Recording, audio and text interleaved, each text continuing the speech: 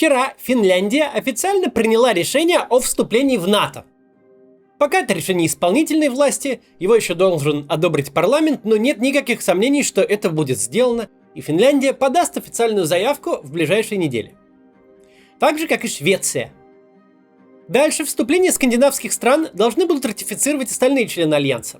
Этот процесс может занять несколько месяцев, есть определенные сомнения в отношении Венгрии и Турции, но кажется, что их сопротивление, если оно и будет, вполне преодолимо.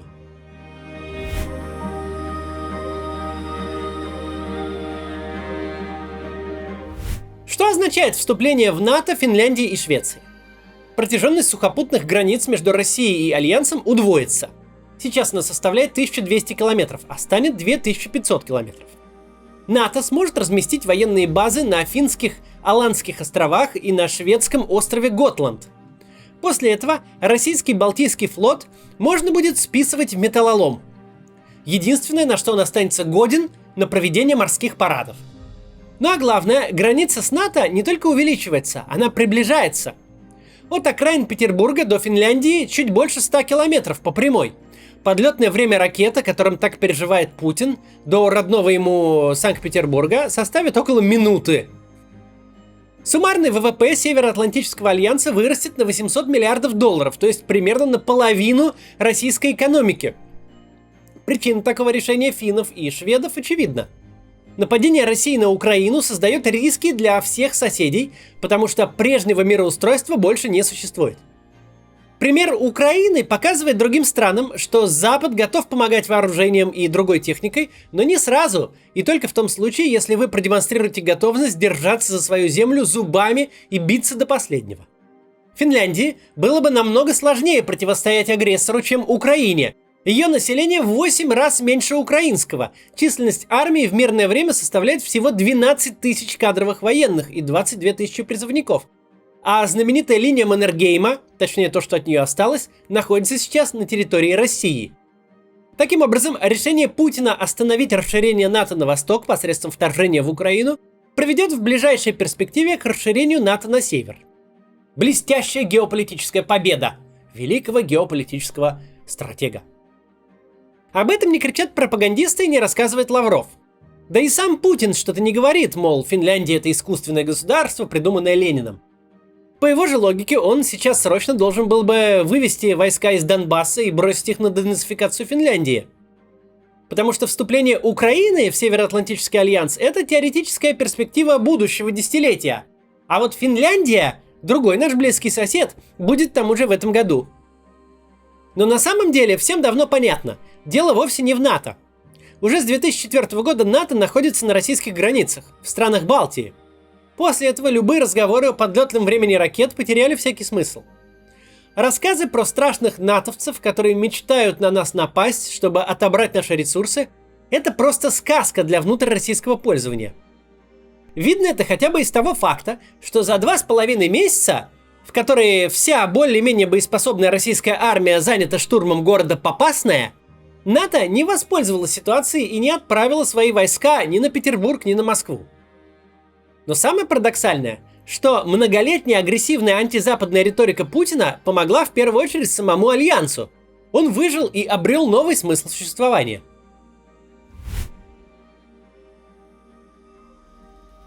Что такое НАТО в 2011 году? Это дряхлое наследие холодной войны, назначение которому вообще-то мало кому понятно. Я уже об этом говорил. Военный союз не экономический, он не самоценен. Он не обогащает своих участников, а наоборот, делает их беднее. В 2011 году в НАТО было 28 стран, сейчас их 30. И все эти страны должны содержать тысячи бюрократов, сидящих в брюссельской штаб-квартире, которые позавидует любой Microsoft. Эти страны должны выполнять нормативы по военному бюджету, тратиться на совместные учения, закупать современную технику и вооружение. А все это зачем? Вообще-то военный оборонительный союз нужен для того, чтобы от кого-нибудь обороняться. Естественно, когда с кончины СССР прошло целых 20 лет, во многих странах-членах НАТО пошли разговоры о переформатировании или вовсе ликвидации этого рудимента. Да, в мире все еще есть глобальные угрозы. Есть международный терроризм, есть Иран и КНДР.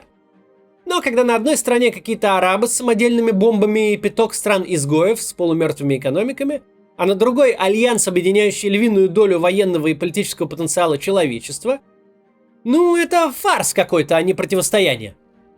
Как объяснить избирателю в Нидерландах, зачем его налоги идут на содержание военного союза, работающего в холостую? Как объяснить избирателю в Дании, зачем ему по $800 в год в пересчете на каждого человека, включая младенцев и стариков, тратить на содержание армии? И с кем он собрался воевать, находясь в самом мирном регионе мира?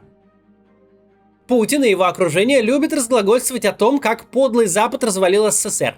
Но в реальности никто так не печалился об ушедшей стране, как те организации, которые жили на противостоянии с ней. Для западных спецслужб, для Пентагона, для военно-промышленного комплекса США и союзников, для НАТО как организации, для всех них с развалом Советского Союза и Варшавского договора пришло время заката. Сокращение, обнищание. Глубины Википедии завалены образцами новейшего вооружения, в разработку которого вложили миллиарды долларов и которое просто умерло вместе с большой красной угрозой. Что-то на этапе проектов, что-то на этапе испытаний. Что-то собирались закупить тысячами, а закупили десятки. По состоянию на 2011 год вообще-то не очень-то понятно, зачем все это НАТО нужно. Единственные евангелисты того, чтобы оно продолжало существовать, это недавние его члены из числа стран бывшего соцблока и постсоветских прибалтийских государств. Государства эти, как потом выяснится вполне обоснованно, ощущали от правопреемника Советского Союза, России, потенциальную угрозу своему суверенитету. Но тогда их страхи, что из Европы, что из Америки, что изнутри России, выглядели совершенно смехотворными, а вероятность захватнической войны в Европе со стороны России или со стороны кого бы то ни было казалась просто нулевой. Вряд ли к 2022 году мы увидели бы смерть НАТО. Бюрократию, особенно международную, снести под корень очень трудно. Этим людям нравится их стабильная жизнь и хорошая зарплата. Им нравится ни перед кем не отчитываться и ни за что не нести ответственности. Они умеют защищать свои интересы, рабочие места и бюджеты, которые уже утратили всякий смысл. Скорее всего, натовская бюрократия пребывала бы в состоянии близком к анабиозу, когда она как бы есть, но все как бы уже и забыли зачем. Но Владимир Путин устроил ренессанс не только самому НАТО, но вообще всему, что можно объединить под вывеской «западная военщина», от оборонных ведомств и спецслужб до военно-промышленного комплекса. Ренессанс этот взял начало еще в 2014 году, когда впервые был поставлен под вопрос весь послевоенный уклад Европы. А полноценно он случился в 2022, когда этот уклад просто рухнул. Теперь к двери НАТО выстроилась очередь из тех стран, которые все время, даже в самые заморозки холодной войны, сохраняли железный нейтралитет, вроде Финляндии. Теперь не скоро еще родится западный политик, претендующий на карьеру, который рискнет заикнуться о реформе НАТО, его ликвидации или сокращении раздутых военных бюджетов. В 2022 году нельзя давать экономических советов почти никаких и никому, кроме одной категории тружеников.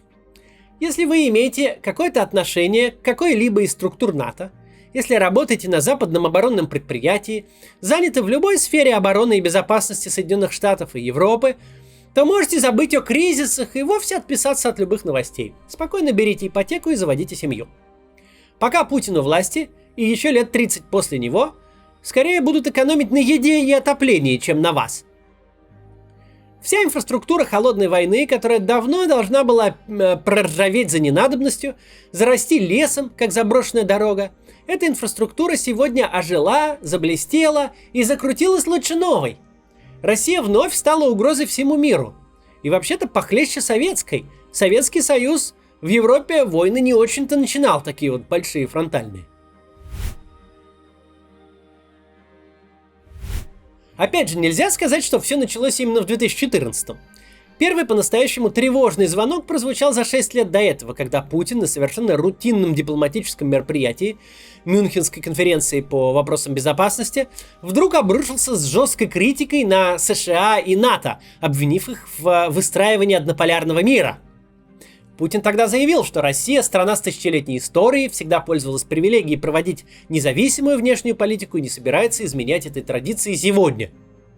Да и первый вооруженный конфликт России с бывшей Советской Республикой – это вовсе не аннексия Крыма и не война на Донбассе, это событие августа 2008 года в Грузии. Мы сейчас не будем вдаваться в детали, кто был виноват в непосредственном начале той войны, но важно другое.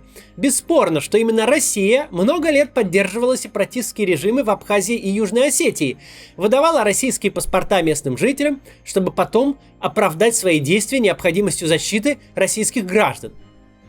Война с Грузией была прямым следствием революции РОС, в результате которой к власти пришел Михаил Саакашвили, ставший личным врагом российского президента. Как и украинский Майдан 2004 года, это событие Путин воспринял как санкционированный американцами госпереворот, как вмешательство США в процессы на территории бывшего СССР, которую он, Путин, считал и считает своей вотчиной. Непонятно почему, правда, но считает. Признание независимости Абхазии и Южной Осетии, кроме наказания Саакашвили, имело еще одну цель – создать для Грузии территориальную проблему, чтобы помешать ее вхождению в Евросоюз и НАТО. Ведь тогда локальный конфликт между Тбилиси и Цхинвали превратился бы, по сути, в столкновение НАТО и России со всеми вытекающими последствиями, что никому было не надо. Грузия стала для Путина пробным шаром. Как можно сдерживать бывшие советские республики от евро- и североатлантической интеграции? Через 6 лет этот же метод будет применен и для Украины. В свете всего случившегося, в свете того, что Владимиру Путину все-таки удалось удлинить границу России с НАТО и возродить былое величие Альянса и сделаться настоящим его врагом, неплохо бы напомнить вот что. Все противостояние России и НАТО до 24 февраля 2022 года – это чистый вымысел. Вымысел с первой до последней буквы. Вымысел, в котором нет ни слова правды. Вымысел, который сами придумали, сами скормили своей пропаганде и с годами сами в него и поверили. Точно такой же вымысел, как рассуждение о подлетном времени ракет. Ни у кого из стран-членов НАТО, как и у Альянса целиком, никогда не хватило бы безумия развязать фронтальную захватническую войну против ядерной державы, даже если бы подлетное расстояние было бы таким, что можно из рогатки попасть по Кремлю. В этом смысле, самым парадоксальным образом сегодняшняя война опровергает все то, что нафантазировал Путин, и одновременно делает его фантазии более реальными. С одной стороны, на Россию никто не собирается нападать даже в тот момент, лучше которого не будет. В тот момент, когда все боеспособные войска стягиваются на смерть в Украину отовсюду, начиная с Дальнего Востока. В тот момент, когда новейшие образцы техники уже перемолоты боями и приходится пускать в бой советские складские резервы.